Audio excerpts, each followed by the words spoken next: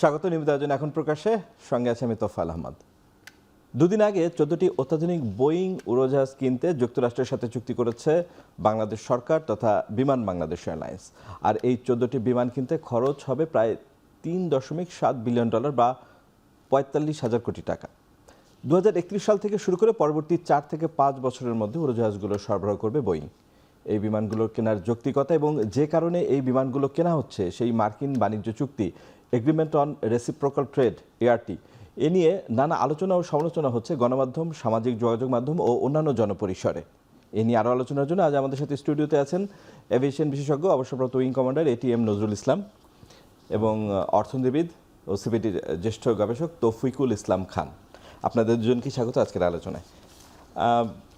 জনাব নজরুল ইসলাম, আপনাকে দিয়েই শুরু করি। আমাদের বিমান বাংলাদেশ এয়ারলাইন্সের যে সেবা দিয়ে থাকে বিশ্বের সেরা 10টি এভিয়েশনের ভিতর আমাদের বিমান বাংলাদেশের নাম নেই। লন্ডন ভিত্তিক একটি প্রতিষ্ঠান স্কাই স্ট্র্যাক্সের জরিপেও সেটি দেখা গেছে। তো এইরকম একটি মানে আমাদের যেই বিমান বাংলাদেশ এয়ারলাইন্স বর্তমানে 19টি জাহাজ, 2টি লিজে আছে, গন্তব্য মোটামুটি 30টি প্রায়। তো গত বছর তারা মুনাফা করেছে, ঘোষণা দিয়েছে, মাঝে কয়েক বছর মুনাফা ছিল না। তো এরকম একটি বিমান সংস্থার জন্য 45,000 কোটি টাকা, প্রায় 45,000 কোটি টাকা ব্যয় এই বিমান কেনা কতটুকু যৌক্তিক হচ্ছে বলে আপনি মনে করেন? দেখুন, যে বাংলাদেশ বিমানের যদি বয়স দেখেন, প্রায় 55 ইয়ার্স তাদের বয়স। সেই বয়সের ভিত্তিতে বিমান যেখানে যাওয়ার কথা ছিল সেখানে যেতে পারেনি। এখানে অনেক বিষয় আছে, অনেক সমস্যা থাকতে পারে। তো আজকে যেটা আমরা গত দুদিন আগে যে দেখলাম, এটা কিন্তু গত দুদিন আগের বিষয় না, অনেক আগে থেকেই এটা চলে আসছে এবং political pressure, tariff pressure, whatever the case maybe. তো বিমানের জন্য এটা আমি মনে করি যে একটা investment, strategical investment, no doubt. এটা প্রয়োজন ছিল, বিমানের আরও এয়ারক্রাফট তাদের প্রয়োজন। কিন্তু হঠাৎ করে 14টা একবারে আসা, এইটাই কিন্তু বিমানের জন্য ফাইন্যান্সিয়ালি অ্যান্ড কমার্শিয়ালি একটা লায়াবিলিটি হতে পারে। এটা একটা তাদের জন্য চ্যালেঞ্জিং হতে পারে, এটা হতে পারে।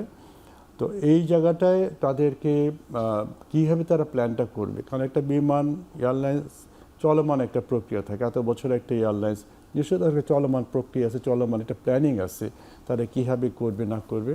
তো সেই ক্ষেত্রে তাদের হাতে কোনো অপশন ছিল না। আজকে যদি আমি বলি যে বিমান কেন বোয়িং নিল, কেন এয়ারবাস নিল না, বিমানে কোনো অপশন ছিল না। তো এইটা ডিবেট করে খুব একটা লাভ নেই, কারণ তাদেরকে বাধ্য এটা যেতেই হবে। তো আমি মনে করি যে বিমানের তাদের এগিয়ে যাওয়ার জন্য এই ধরনের একটা ইনভেস্টমেন্টের প্রয়োজন আছে। কিন্তু সেই প্রয়োজনটা এই মুহূর্তে কতটুকু, এবং একই সাথে 14টা কেনা, এটা ধাপে ধাপে যদি হয়তো সহ্য করতে পারতো, এটা কতটুকু হবে, এটা কিন্তু ভীষণভাবে চ্যালেঞ্জিং হবে তাদের জন্য। ধন্যবাদ এটিএম নজরুল। জনাব নজরুল, যেটি বলছিলেন যে সরকার বাধ্য হয়েছে বা বিমান বাংলাদেশ এয়ারলাইন্স বাধ্য হয়েছে এই 14টি বোয়িং বিমান কিনতে। মানে এই যে মানে যখন এই চুক্তিটি হলো, আপনি দেশের অর্থনৈতিক অবস্থাটা জানেন যে আরও অনেক বেশি মানুষ দারিদ্র্যসীমার নিচে, গত 3 বছর প্রায় 90 লাখ মানুষ দারিদ্র্যসীমার নিচে চলে গেছে, দারিদ্র্যের হার বাড়ছে, অর্থনীতি একটা চাপে আছে। নতুন সরকার ক্ষমতা নেওয়ার পরে বা সরকার গঠন করার পরে মানে অর্থনীতির মানে স্থিতিশীলতা খুব একটা আছে এটা কেউ বলবে না। মূল্যস্ফীতি অনেক উঁচু, জ্বালানির দাম বাড়ানো হয়েছে। এরকম একটা সময়ে সরকার যে এই বিশাল চুক্তি করলো, আপনার কি মনে হয় এই চুক্তিটা এড়ানোর কোনো উপায় ছিল, বা এই যে বাণিজ্য চুক্তির অধীনে এটি করা হয়েছে, সেটাই বা আসলে কতটা মানে জনগণ বা দেশের স্বার্থে গেল? গুরুত্বপূর্ণ বিষয়, এটাতে কোনো সন্দেহ নাই যে আসলে এটা করা মানে ঠিক হলো কি হলো না, এই প্রশ্নটার আসলে বহু উত্তর হয়। আমরা যেটা প্রাথমিকভাবে বুঝতে পারি, এটা মোটামুটি সবাই এখন বোঝেন যে এটা সামগ্রিক একটা যে চুক্তি হয়েছে বাংলাদেশের সাথে মার্কিন যুক্তরাষ্ট্রের, তার একটা অংশ হিসেবে এটা আসলো। এবং সেই অর্থে যদি আমি বলি, তাহলে যেই চুক্তিটি, আমি যদি ভুল না করে থাকি, সম্ভবত 9 ফেব্রুয়ারি এটা সাইন হলো, ইলেকশনের 2 দিন আগে, অন্তর্বর্তীকালীন সরকার 2 থেকে 3 দিন আগে আর কি। আমরা যখন চুক্তি হাতে পেয়েছি তখন বোধহয় 10 তারিখ হয়ে গেছে আর কি, মানে 12 তারিখে আমাদের ইলেকশনটা হলো। তো সেই ক্ষেত্রে অন্তর্বর্তীকালীন সরকারের পক্ষে এই চুক্তিটি করাটা সমীচীন হয়েছে কিনা এই প্রশ্ন আমরা তুলেছি। কারণ হলো একটা নবনির্বাচিত সরকার আসতে যাচ্ছে, নির্বাচন যেহেতু দুদিন পরেই ছিল, এবং সেই নির্বাচিত সরকারের যেই নেগোসিয়েশন, তাদের যেই অর্থনৈতিক প্ল্যান এবং তাদের যেই শাসন ব্যবস্থা তারা দেখছেন, তার বিচারে যদি এই ধরনের একটি চুক্তি দুই দেশের ভিতরে হতো, এইটাই সমীচীন হওয়ার কথা ছিল। কারণ একটা আউটগোয়িং গভর্নমেন্ট, এটা যদি মানে অনেকে প্রশ্ন করেছেন অন্তর্বর্তীকালীন সরকার যার আসলে সেই অর্থে সরাসরি ভোটে জনগণের ম্যান্ডেট নাই, তারা কি এটা করতে পারেন কি পারেন না। আমি মনে করি যদি একটা আর একটা নির্বাচিত সরকারও থাকতো, তখনও একটা এরকম আউটগোয়িং একেবারে শেষ সময়ে এসে এই ধরনের চুক্তি করার ব্যাপারে তাদের আসলে মানে অনেক সতর্ক হওয়ার প্রয়োজন আছে।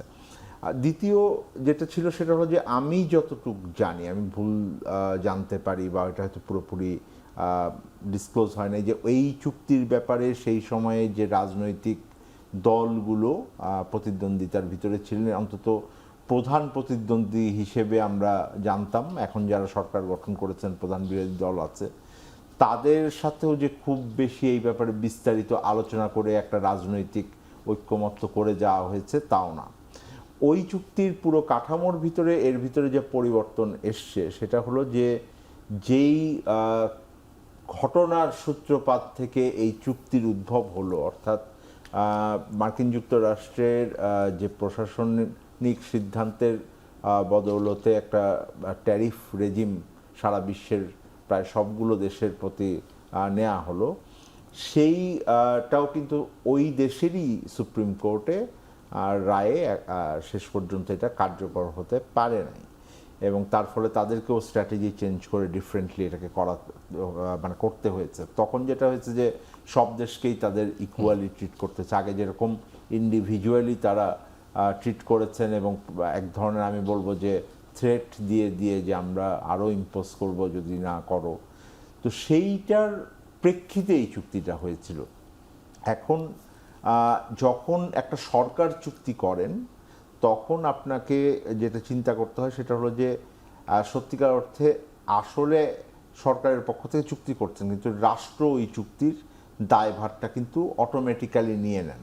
সুতরাং সরকার পরিবর্তন হলেও সেই চুক্তির যদি আপনি মর্যাদা না রাখেন তাহলে এটা প্রশ্নবিদ্ধ হওয়ার সুযোগ রয়েছে।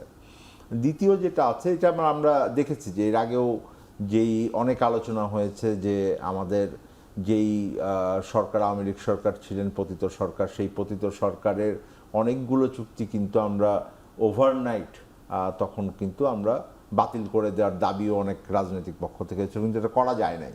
সুতরাং এইটা হলো বাস্তবতার জায়গা। যেটা টেকনিক্যালি পসিবল ছিল সেটা হলো যে এই চুক্তির যেটাকে বলা যায় এন্ডোর্সমেন্টের একটা সময়সীমা ছিল, সেটাকে আরেকবার পুনর্বার নিগোশিয়েট করা, নতুন সরকার এসে হয়তো করার জায়গা ছিল টেকনিক্যালি, কিন্তু রাজনৈতিকভাবে যদি আমরা চিন্তা করি তাহলে বাংলাদেশের মতন একটা মানে অপেক্ষাকৃত ছোট দেশ, যারা আমরা অর্থনীতির ভাষায় বলি স্মল ওপেন ইকোনমি, তাদের জন্য মার্কিন যুক্তরাষ্ট্রের মতো একটা অর্থনৈতিক পরাশক্তি, রাজনৈতিক পরাশক্তি, তাদের সাথে একটা চুক্তি হয়ে যাওয়ার পরে এটাকে থেকে সরে আসাটা খুবই কঠিন। তাকে পুনর্নিগোশিয়েট করা যাবে না আমি বলছি না, কিন্তু নিগোশিয়েটে এখন সবগুলো ক্লজও হয়তো একই রকমভাবে পালন হচ্ছে তা না, কিন্তু এটা কঠিন। সুতরাং আমরা এই চুক্তিটার একটা সিগনিফিকেন্স হলো যে মার্কিন যুক্তরাষ্ট্রের সাথে যে চুক্তির অনেকগুলো ক্লজ নিয়ে আমরা প্রশ্ন তুলেছি, তার মধ্যে এই ক্লজটাও একটা, সেইটা প্রথমবারের মতো বাস্তবায়ন করে এক ধরনের আমরা বুঝতে পারছি যে ওই চুক্তি থেকে একেবারে ড্রাস্টিক্যালি সরে আসার মতো অন্তত প্ল্যান কিন্তু এই সরকার নাই। যেটা হয়তো আমরা ফার্দার আলোচনা করব সেটা হলো যে যেটা আমার সহ আলোচক বলছিলেন যে বিমান বাংলাদেশের জন্য এটা কেমন হলো। কারণ আমি যেটা মনে করি, এটা দিয়ে শেষ করছি, যে সত্যিকার অর্থে এই চুক্তিটা কিন্তু আবার ঠিক বাংলাদেশ রাষ্ট্র হিসেবে বা সরকার হিসেবে করেননি। এই চুক্তিটা কিন্তু করেছেন বিমান বাংলাদেশ। বিমান বাংলাদেশ কিন্তু এবং বোয়িং, ওই পাশে বোয়িং কিনছি আমরা বোয়িং থেকে। এবং বিমান বাংলাদেশ কিন্তু একটা কোম্পানি, সেটা রাষ্ট্রীয় মালিকানাধীন কোম্পানি হতে পারে, কিন্তু এটা বিমান বাংলাদেশ অ্যাজ এ কোম্পানি কিনেছেন, দায়ভারটা সেই অর্থে কোম্পানির। এইটার আমি আলোচনা করব হয়তো যে হয়তো বাংলাদেশ একটা সভারেন গ্যারান্টি দিয়েছে, কিন্তু রাষ্ট্রীয় মালিকানাধীন হলেও কোম্পানি হিসেবে এই যখন আগের ওই 9 তারিখ ফেব্রুয়ারি চুক্তিটি করা হয়েছিল, তখন বাংলাদেশ বিমানের সাথে এটা আলোচনা হয়েছিল কিনা যে তোমাদের কয়টা বিমান লাগবে, তোমাদের হ্যাঁ, কি সেটাই। স্ট্র্যাটেজি আছে, সেইটাও খুব স্পষ্ট না। ঠিক আছে, আমরা এটা নিয়ে আরো পরে আলোচনা করবো। জনাব নজরুল, কথা ছিল, আপনিও বলছিলেন যে এয়ারবাস কেনার কথা ছিল বাংলাদেশ বিমানের, এবং আলোচনা অনেক দূরে গিয়েছিল। জি। সেটা রাজনৈতিক কারণেই আর এয়ারবাস কেনার সিদ্ধান্ত থেকে সরকার সরে এসেছে, সেটা স্পষ্টই বোঝা যাচ্ছে। তো বাংলাদেশ বিমানের যে বহর, বাংলাদেশ বিমানের যে প্রয়োজনীয়তা, বাংলাদেশ বিমানের যে প্রতিদ্বন্দ্বী যে অন্য সংস্থাগুলো আছে, বিমান সংস্থাগুলো, সব কিছু বিবেচনায় আমাদের জন্য বোয়িং কেনার সিদ্ধান্ত ঠিক আছে, না এয়ারবাস হলে ভালো হতো? এখানে দুইটা কনসেপ্ট। আপনি যদি সামাজিক যোগাযোগ ব্যবস্থা দেখেন, অনেক কথা হচ্ছে কিন্তু। না, সেজন্যই আমি অনেক একজন কথা এক্সপার্টের কাছে হচ্ছে। এই এখানে জিনিসটা যেটা জানতে হচ্ছে, যদি ছোট ফ্লিট হয় তাহলে ঠিক আছে, কিন্তু বিমানের আপনি দেখবেন যে এক্স্যাক্টলি 14টা কিন্তু বোয়িং আছে, যা আছে সবই প্রায় আবারও Boeing। 14টা কেনা হচ্ছে, এবং 10টা ওয়াইড বডি আছে এখন, এক্সিস্টিং 4টা ন্যারো বডি, আবার এখনও 10টা ওয়াইড বডি কিনতেছে, 4টা ন্যারো বডি। তো বিমান এই 14টা কিন্তু বাই দ্য টাইম এইগুলো আসবে ততক্ষণ এগুলো কিন্তু বয়স বেড়ে যাবে। যদি বিমান মনে করে থাকে এই 14টাকে রিপ্লেস করে 14টা আমি নিচ্ছি, তাহলে আমি মনে করি ঠিক আছে। যদি বিমান মনে করে না, এই 14টা থাকবে, আমি আরও 14টা নিলাম, সেক্ষেত্রে অনেক প্রশ্ন আসছে, সেখানে অনেক কথা আসছে। কারণ আপনি যদি জানেন প্রত্যেকটা রুটে ডিমান্ড করে বিভিন্ন ধরনের এয়ারক্রাফট। সে ফর এক্সাম্পল আমরা যে টরন্টোতে যাই, সেখানে কিন্তু আপনি দেখবেন যে 787 এয়ারক্রাফটের সরাসরি যেতে পারে না, একটা আপনি স্টপার করতে হয়, টেকনিক্যাল ল্যান্ডিং করতে হয়। এয়ারবাস 350তে কিন্তু সেটা সম্ভব। নারিতাতে আমরা দেখলাম 787 দিলাম, নারিতা রুটটা কিন্তু হিথ্রোর মতন বা জেদ্দার মতন সবসময় লোডেড থাকে না, ফুল লোড থাকে না, এটা 3 রুট বলা হয়, মানে কখনো ফ্ল্যাকচুয়েট করে। তো ফ্ল্যাকচুয়েট যখন হয়, যখন তো লোডটা কমে যায়, তখন আপনি কি দেবেন? আপনি কিছু কোনো এয়ারক্রাফট নাই, বাট সেইখানে কিন্তু এয়ারবাস 321 সুইটেবল। এই যে আপনার স্ট্র্যাটেজিক্যালি চিন্তা, টেকনিক্যাল চিন্তা ভাবনাগুলো, এগুলো কিন্তু করতে হবে। নারীতে তো আমরা শেষ পর্যন্ত বন্ধ করে দেওয়া হলো। তো আপনি যদি মনে করেন যে 160টা সিট আছে, সেটা যদি 777 বা 787 চালাইতে আপনার লস হবে, বা সেখানে 321 কিন্তু আপনি ফাইন, সুন্দর যাবে। তো এই জায়গাগুলোতে বিমানের রুট প্ল্যানিংটা করা দরকার ছিল, করা উচিত ছিল, যদি বিমান সুস্থভাবে চিন্তা করতো। এবং সেই কারণে কিন্তু তারা 350-তে গিয়েছিল, তারা কন্ট্রাক্ট সাইন করতে যাচ্ছিল। তো এইটা তো করতে পারে নাই। সো এইখানে অনেকেই কিন্তু বলবে না, আমি একই ধরনের ফ্লাইটে থাকলে আমার ইঞ্জিনিয়ারিং কস্ট কম, পাইলট কম কস্ট, এগুলো সব বাকওয়াস কথা। কারণ দেখেন বিমানে কিন্তু বিভিন্ন ধরনের টাইপের এয়ারক্রাফট। 737-এর পাইলট কিন্তু 777 চালাতে পারবে না, তার ট্রেনিং লাগবে। 737-এর ইঞ্জিনিয়ার কিন্তু 777-এ সাইন করতে পারবে না, তার ট্রেনিং লাগবে।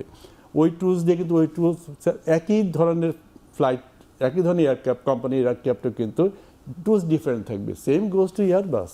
তো এই যে অনেকে আর্গুমেন্ট করতেছে যে একই ধরনের ফ্লিট হলে ভালো হয়, এটা হয় সেটা হয়, এটা খুব বেশি একটা পার্থক্য না। প্লাস পার সিট কস্ট, যদিও অ্যাকুইজিশন কস্ট হচ্ছে এয়ারবাস অনেক বেশ বেশি, কিন্তু পার সিট কস্ট হচ্ছে আবার এয়ারবাসের কম।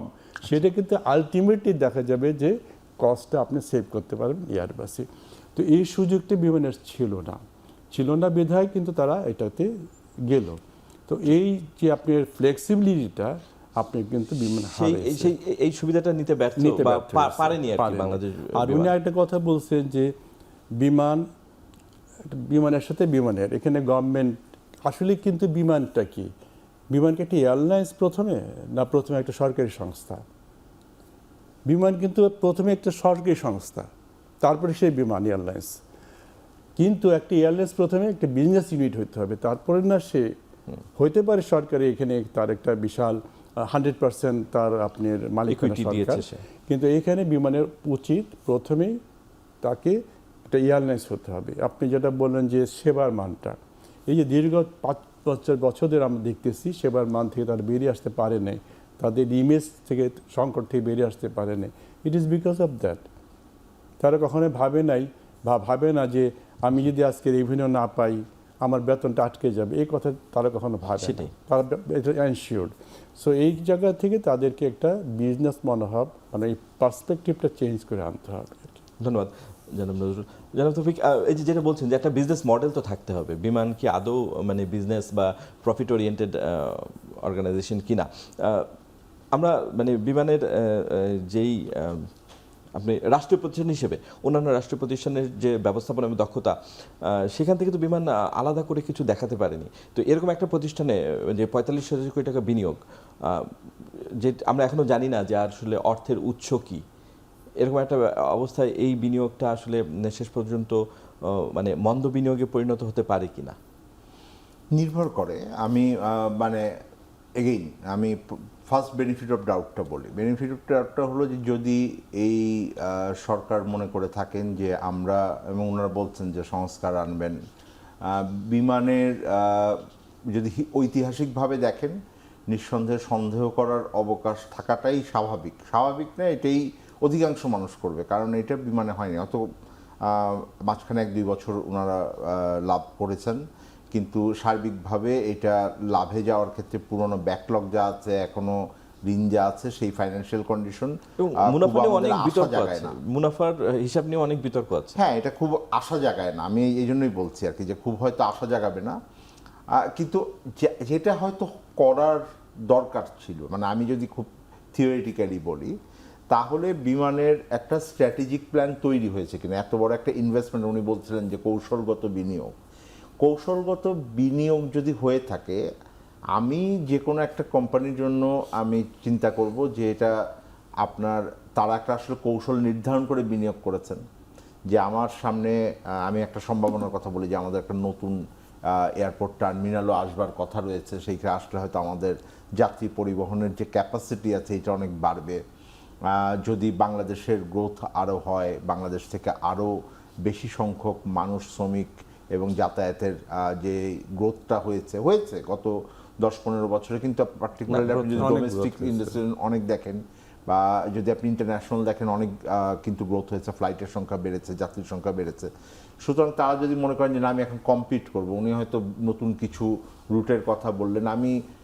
যদি আমি মিডল ইস্টের রুটের পারমিট পাই আরও, এখানে তো প্রচুর ফ্লাইট, এখন বোধহয় দিনে 3-4টা করে, এখন হয়তো যুদ্ধকালীন সময় চলছে, এখন অনেকগুলো ফ্লাইট যাচ্ছে, অনেক এয়ারলাইন্স আছে যারা একাধিক এভরিডে ফ্লাইট করেন। তো সেই দিক থেকে সম্ভাবনা আছে, যে বাংলাদেশের কি বিমানের সম্ভাবনা নাই? আছে। বড় সমস্যা হলো বিমানের যে বিজনেস মডেল আছে, এটা খুবই সেকেলে। এখনো আপনি মানে একদম সবচেয়ে কমন যেটা যাত্রীরা দেখতে পান, সেটা হলো টিকেটিং সিস্টেম এখনো আধুনিক হয়নি। এটা কোনো রকেট সায়েন্সও না। পৃথিবীর আর সকল এয়ারলাইন্স করতে পারছে, বাংলাদেশের প্রাইভেট এয়ারলাইন্স যারা এসে তারা করতে পারছেন, বিমান কেন করতে পারছেন না? এটার মধ্যে কোনো টেকনিক্যাল ডিফিকাল্টিজ আমার বুঝে আসে না, যদিও আমি এভিয়েশন এক্সপার্ট না, উনি হয়তো বলতে পারবেন, কিন্তু আমার মনে হয় যে it is very much possible.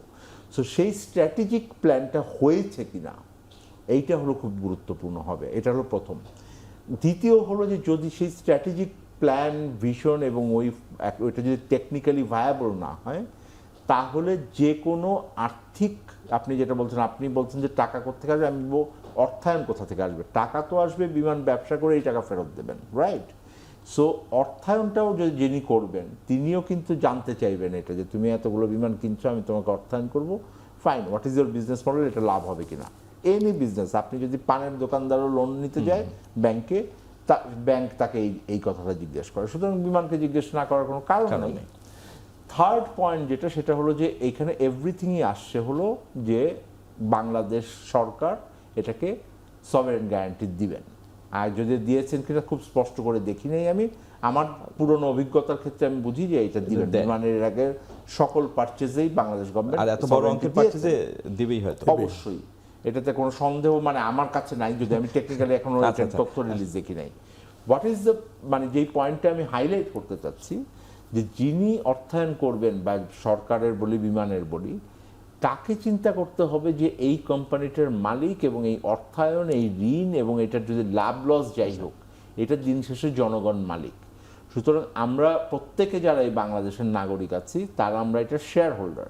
So এই তথ্যগুলো আমার মনে হয় যে সরকারের পক্ষ থেকে এবং বিমানের পক্ষ থেকে এটা ওপেন করা উচিত যে আমরা কি ধরনের ভিশন নিয়ে তারা এই ধরনের একটা কৌশলগত বিনিয়োগে গেলেন। ধন্যবাদ। আমাদের একটা বিরতি না হবে, বিরতি পরে অন্যান্য বিষয় নিয়ে আমরা আরও আলোচনা করবো। দর্শক, আমরা একটা বিরতিতে যাচ্ছি, ফিরে আসছি একটু পরে।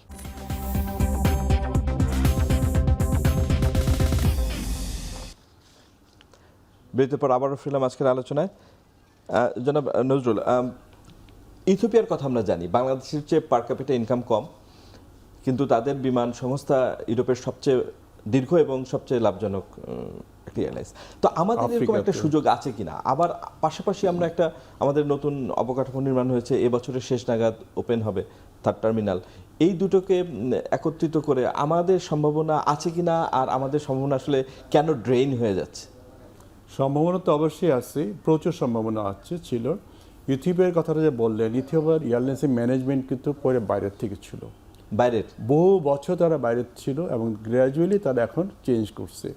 আর আমাদের ব্যবস্থাপনা দেখেন, একটু আগে যেটা বললাম যে এটা একটা সরকারি প্রতিষ্ঠান, আমরা ব্যবস্থাপনায় বোর্ড বলেন বা চিফ এক্সিকিউটিভ বলেন, আমরা সবসময় দেখে আসছি যেটা হয়েছে, যেটা সরকার থেকে বসিয়ে দেওয়া হয়েছে। এবং এই যে এর আগে, এইবার প্রথম অনেকদিন পরে দেখলাম যে সরকারি কোনো কর্মকর্তা, অবসরপ্রাপ্ত কোনো কর্মকর্তা বা সরকারি মন্ত্রী বা সরকারি উপদেষ্টা নিজেই চেয়ারম্যান হয়ে যান নাই। এটাই মনে করি গুড থিং একটা, যে প্রথমবার যে মন্ত্রী এসে বলেন না যে আমি চেয়ারম্যান হব, বা কোনো সচিবকে বসা দেন না চেয়ারম্যানের পদে। এবার প্রথম এটা বাইরের থেকে নেওয়া হয়েছে। সেকেন্ডলি, সচিব মাত্র 2 জন আসছে, আগে কিন্তু সচিবের ভরা থাকতো, এখানে ডজনখানিক সচিব কম, 2 জন সামরিক ব্যক্তিত্ব আসছেন, রাজনৈতিক ব্যক্তিত্ব আসছেন, ব্যাংকার আসছেন। তো সেদিক দিয়ে দেখতে গেলে এটা একটু ডিফারেন্স। এমনকি সবচেয়ে বড় কথা, সিভিল এভিয়েশনের চেয়ারম্যান সাহেব এখানে নাই। যাকে জবাবদিহি করবেন সে নিজেই যদি থাকে, তার জবাবদিহি তো থাকে না। তো এই জায়গাটা ভালো হয়েছে, এই মনে করি কম্পোজিশন ভালো হয়েছে। তবে শর্টকামিংসটা কি, যে এখানে কোনো এভিয়েশনের নলেজ বা এভিয়েশন জব করছে, বহুদিন ধরে এভিয়েশনের সাথে জড়িত, এরকম কোনো ব্যক্তিত্ব এখানে নাই। যেখানে যার জন্য হবে কি, যে এটা আবারও সেই বিমান থেকে যেটা আসবে সেটাকে তারা মুছে টুছে কাজটা করবে। এইটা হলো একটা জিনিস। আরেকটা জিনিস হচ্ছে যে আমরা থার্ড টার্মিনাল যেটা বললাম, থার্ড টার্মিনাল হওয়াতে আমরা আশা করি আরও 1,20,00,000 লোককে বছরে সেবা দিতে পারবো। তো 1,20,00,000 লোক আনবে কে? বিমান আনবে, ইউএস বাংলা আনবে না বিদেশি এয়ারলাইন্সগুলো আনবে? প্রস্তুত হচ্ছে এখানে। আমার এখন মার্কেট শেয়ার হচ্ছে ইন্টারন্যাশনাল সেক্টরে 25%, 75% তারাই নিচ্ছে। তো বিমানকে তো আপনাকে বড় করতে হবে, বিমানকে বড় করতেই হবে। বিমান যেখানে 3টা ফ্লাইট দেয়, সেখানে সৌদি এয়ারলাইন্সের 12টা ফ্লাইট। বিমান যেখানে 3টা ফ্লাইট দেয়, সেখানে এমিরাতদের 14টা ফ্লাইট। তো আমাকে সমান যেতে হবে না? আপনি যদি দেখেন ইউএই এয়ারলাইন্সগুলো, তাদের নিজস্ব আপনার মার্কেট শেয়ার হচ্ছে 82%, সেখানে আমাদের মার্কেট হচ্ছে 22%। তো আমাদের সেখানে যেতে হবে। সো কীভাবে করবো আমরা দেখুন হাব তৈরি করতে হবে। আমরা স্পোক অ্যান্ড হাব একটা কথা বলি, ছোট ছোট জায়গা থেকে আমি প্যাসেঞ্জার আনবো, এনে বড় জায়গায় নিয়ে যাব। সেই কারণে আঞ্চলিক রুটগুলোর জন্য আমার কিন্তু আঞ্চলিক এয়ারক্রাফট দরকার। সেটা কিন্তু আমরা নেই, মাত্র 4টা আছে, আরও 4টা হলে 8টা হবে মাত্র। তো এই জায়গাটা আমাদের ব্যর্থতা আছে, এই জায়গাটা আমাদের চিন্তা করতে হবে। আরেকটা জিনিস যেটা বলা হলো যে আমরা এই বার্ডেনটা কীভাবে বিমান দেবে, সবচেয়ে কঠিন সময় হবে এখন। এই যে আগামী 5 বছর যে আমি টাকাটা দেব, এই টাকাটা সোর্সটা কোথায়, রিপেমেন্টটা যে আমি করবো সোর্সটা কোথায়। এবং আরেকটা সবচেয়ে বড় সময় হবে, প্রথম এয়ারক্রাফটটা যখন দেওয়া হবে তখন প্রি ডেলিভারি পেমেন্টটা শেষ হয়ে যাবে, তখন আপনি লোন শোধ করা শুরু করবেন। তারপর থেকে 5 বছর আপনি যে লোনটা পেমেন্ট করতে থাকবেন, সেটা একটা বিশাল থাকতে হবে। তো বিমানের এখনই চিন্তা করতে হবে সে কীভাবে এটা রেভিনিউটা আর্ন করবে। আচ্ছা, এই প্রসঙ্গে আমি পরে প্রশ্নটি করতে চেয়েছিলাম, এখনই মনে হচ্ছে প্রাসঙ্গিক। বিমান কি আদৌ লাভজনক প্রতিষ্ঠান? গত অর্থ বছরে 780 কোটি টাকা প্রফিট দেখিয়েছে, যেখানে তার বিপিসির কাছে লোন আছে 2100 কোটি টাকা এবং বেবিচকের কাছে প্রায় 1000 কোটি টাকা, সার্চার্জ দিয়ে ধরলে সেটা 8000 কোটি টাকার বেশি। আমি আপনার কাছে একটু জানতে চাই, আদৌ কি বিমান লাভজনক প্রতিষ্ঠান? এখন পর্যন্ত না। তবে এখানে 2টা বিষয় আছে। মানে এই শুভঙ্করের ফাঁকিগুলো কেন বলা হয় বা কেন এইটা এতদিন ধরে বিমানের জায়গাটায় চাপা দিয়েই তারা করতেছে। এবং এটা যদি আপনি ধরেন, আমরা যে 3টা বড় বড় এয়ারলাইন্স বসে গেছে, বিমানে বসে যেত যদি সরকার থেকে সাপোর্ট না দিত, বসে যেত। এখন প্রশ্ন হচ্ছে এখানে যে বিমান 9,000 কোটি টাকা যেটা সিভিল এভিয়েশনে পায়, এটার পিছনে একটা শুভঙ্করের ফাঁক আছে। যেমন মনে করেন জিএমজির পাওনা ছিল 550 কোটি টাকা, হয়ে গেছে 400 কোটি টাকা। আমরা যদি সার্চার চার্জ বাদ দিই, যে 1,000 কোটি টাকা মানে নিট দেনা, সেটা ধরলেও তো বিপিসি এবং বেবিচক ধরলে 3100 কোটি টাকা আটকে যায়। তো এই জায়গাটা অবশ্যই আছে, এইটা হচ্ছে তারা লাভজনক না। তাহলে পেমেন্টটা কিভাবে করবে তারা? এত দেনা নিয়ে এই 45,000 তার কোটি মানে টাকা? কি, তাকে বিমানকে এখন চিন্তা করতে হবে যে আমি যদি ধরেই নিই 700 কোটি টাকা হয়েছে, তারপরে তো সে দিতে পারবে না, কোত্থেকে দেবে? তার উচিত হবে এই 5 বছর সে কী করবে। আমার মনে হয়, আমার সাজেশন থাকবে বিমানের উচিত এখনই নতুন রুট বা যে রুটগুলো যে আছে সেখানে আরও এয়ারক্রাফট আনুক, সে দরকার পড়লে আপনার লিজে এয়ারক্রাফট নিয়ে আসুক, লিজে এয়ারক্রাফট এনে আর যে প্রফিটটা হবে, যে মার্জিনটা থাকবে, সেটা দিয়ে সে লোনটা শোধ করার সুযোগটা তৈরি করুক। এখন থেকে তাদের করতে হবে, এই প্ল্যানিংয়ে তাদের যেতে হবে। ধন্যবাদ জনাব নজরুল। জনাব তৌফিক, এই যে মার্কিন চুক্তি, অনেকেই বলছেন যে মানে নামমাত্র ছাড়ে মানে চড়া মূল্য দিতে হয়েছে বাংলাদেশকে, কেননা আমরা ওইদিকে তৈরি পোশাকের জন্য 20 থেকে 1% কমেছে, 19% হয়েছে। তারপরও এই বছর যুক্তরাষ্ট্রের বাজারে তৈরি পোশাক রপ্তানি কমেছে। এখন আমাদের এর বিপরীতে বছরে প্রায় 350 কোটি ডলারের কৃষিপণ্য কিনতে হবে, 15 বছরে 1,500 কোটি ডলারের জ্বালানি কিনতে হবে। তো এরকম একটা চুক্তি আমরা করেছি। আমরা আগে আলোচনা করছিলাম যে খুব বেশি রিভিউ হয়তো হবে না, কেননা আমরা সেরকম কোনো আলামত দেখতে পাচ্ছি না। তো এই যে যে চুক্তি হলো, এরপরও বাংলাদেশেরও যেটা বললাম যে তৈরি পোশাকে হিস্সা বাড়েনি মার্কিন বাজারে, তাহলে এই যে আমাদের বলা হচ্ছিল যে আমরা উপকৃত হব, আমাদের টেক্সটাইল এবং আরএমজি সেক্টর, সেটা কিভাবে, বা আপনার কি মনে হয় যে এই চুক্তির অধীনে আমাদের টেক্সটাইল খাতটা আরও বেশি সবল হবে বা মার্কিন বাজারে আমাদের প্রবেশাধিকার বাড়বে?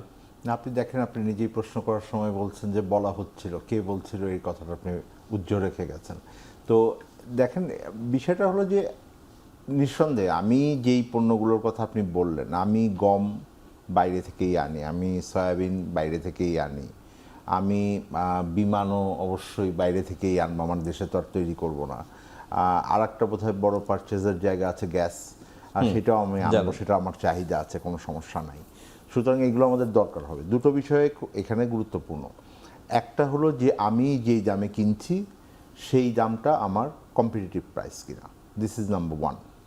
সো আমি যদি সেইটাকে কম্পিটিটিভ প্রাইসে কিনতে পারি, আমি এটা কোন দেশ থেকে কিনলাম এটা বড় ব্যাপার না, আমি অ্যাজ এ কনজিউমার এইটা খুব বড় বিষয় না, কারণ আমাদের এটা দরকার থাকে যদি সেটা চাহিদার সাথে সামঞ্জস্যপূর্ণ হয়। যেমন গ্যাস, এটা হয়তো আমাদের ওই যে পরিমাণ, মানে আমরা কাতার থেকে আনি এলএনজি, আমেরিকা থেকে আনা কি ভায়াবল হবে? এখন ওই নির্ভর করছে আপনাকে যদি কম্পিটিটিভ প্রাইসে দিতে পারে।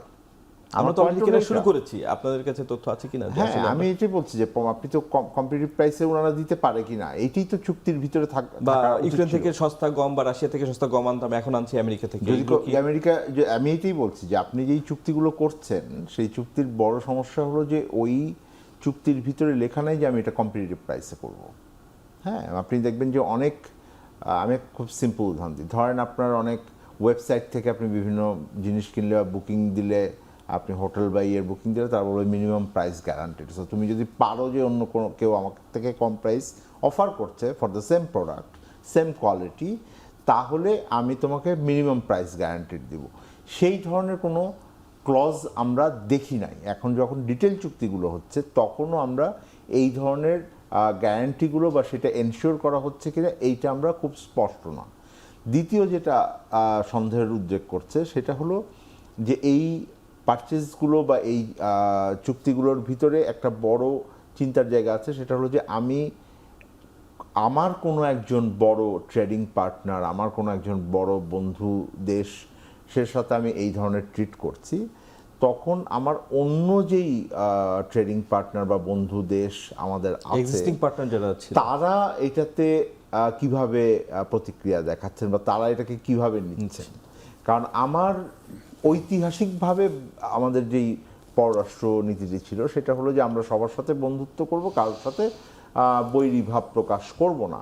এবং বাংলাদেশ দিন শেষে এখন আমাদের যদি বিশ্ব বাণিজ্য সংস্থার স্পিরিটের কথা বলে, আমরা বলি যে মোস্ট ফেভার্ড নেশন বলে ওদের একটা স্পিরিট আছে। তার মানে হলো সবাই আপনার সবচাইতে প্রিয় দেশ বা বাণিজ্যিক পার্টনার হবে। সুতরাং আপনি একটি দেশের প্রতি ফেভারও করবেন না, একটি দেশের প্রতি আপনি বৈরিতাও দেখাবেন না। That is the spirit of that এখন মুশকিল হলো যে মার্কিন যুক্তরাষ্ট্রের বর্তমান যে প্রশাসন আছেন তারা এই বিশ্ব পর্যায়ের যেই প্রতিষ্ঠানগুলো আছে সেই প্রতিষ্ঠানের ভেতর যে আমরা বলি যে একটা রুল বেস সিস্টেম, একটা কাঠামো, আইনি কাঠামো তৈরি হয়েছিল, সেইটার ব্যাপারে তারা এখন আর কনফিডেন্ট না। তারা মনে করেন যে এইগুলোর কোনো প্রয়োজন নেই, আমরা ইন্ডিভিজুয়ালি এগুলোকে ডিল করব।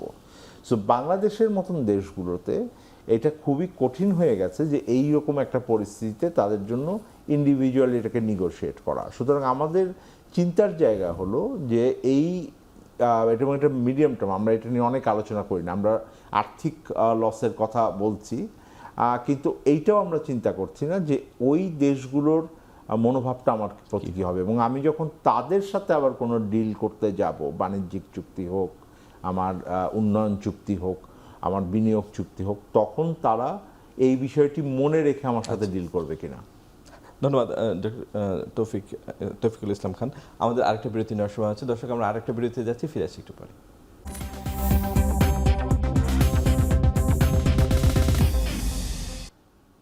বিরতির পর আবারও ফিরে এলাম আজকের আলোচনায়।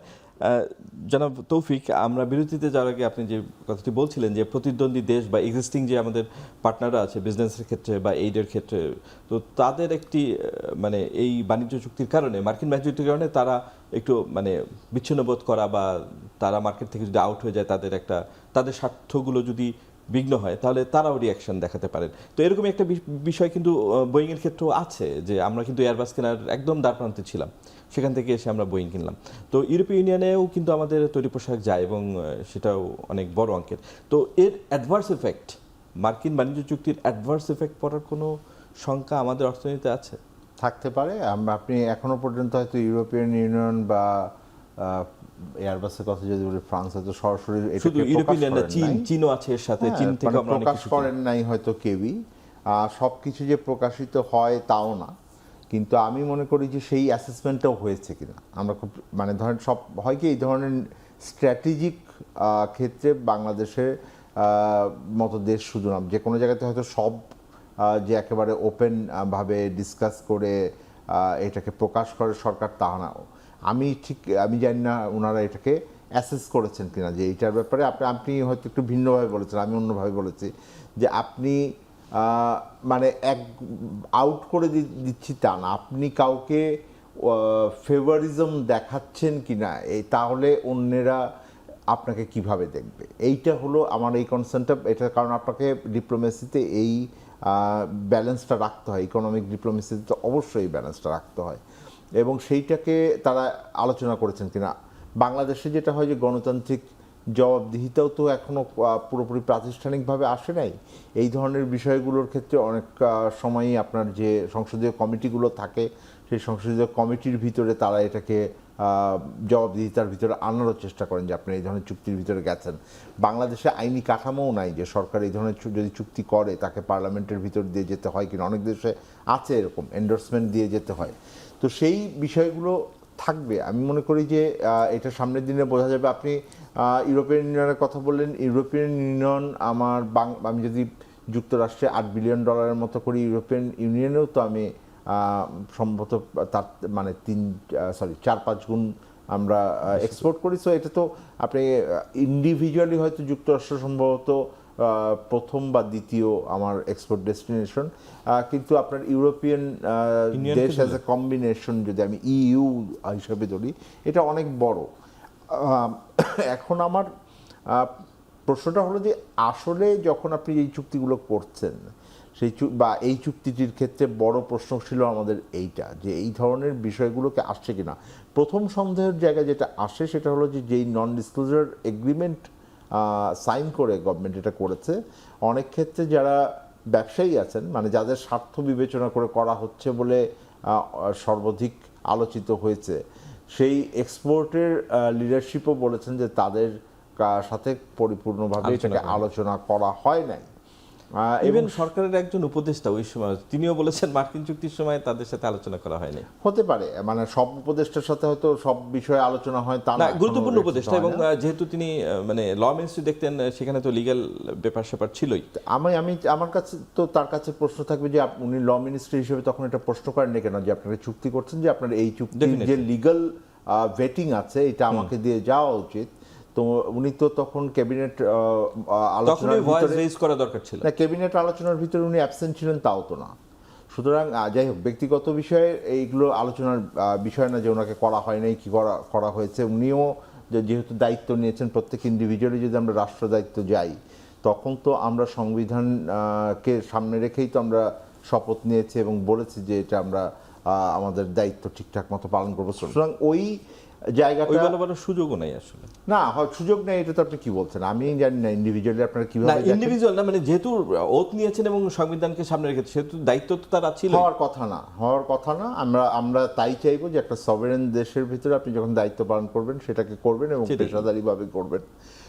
মূল বিষয়টা হলো যে এই চুক্তির আমি মনে করি যে এটাকে একটা পেঁয়াজের মতন তুলনা করতে পারেন। এটা লেয়ার আস্তে আস্তে উন্মুক্ত হবে এবং বাংলাদেশের ক্ষেত্রে হোপফুলি বাংলাদেশ চেষ্টা করবে, নতুন সরকার এসছেন তারা বেশ অনেকগুলো জায়গায় এখনও আনপ্যাক করার ব্যাপার আছে, এই কারণে এটা সময়েরও ব্যাপার আছে, সেই সময় ধরে এটাকে যাবেন।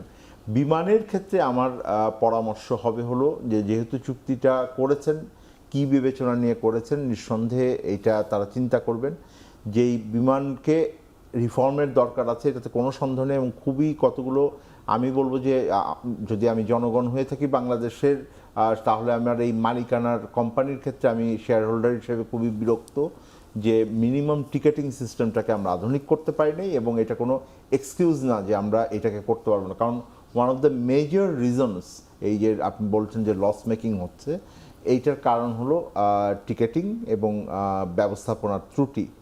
সুতরাং এবং এই ব্যবস্থাপনার ক্ষেত্রেও আপনি যদি দেখেন যেই কোম্পানিগুলোর ব্যাপারে এখন আমরা খুব গর্ব করে বলি এবং এশিয়ার ভিতরে যেভাবে রাইজ করেছে, এশিয়ার এয়ারলাইনের হিস্ট্রি পার্টিকুলারলি মিডল ইস্টের যদি বলেন খুব বেশি কিন্তু না, আপনার 50 বছরের হিস্ট্রি ওনাদের, এবং ওনারাও কিন্তু যে একেবারে ঐতিহাসিকভাবে বিরাট বাণিজ্যের নেতা হিসেবে অন্যান্য অনেক সেক্টর অনেক বিজনেস করেছেন তা না।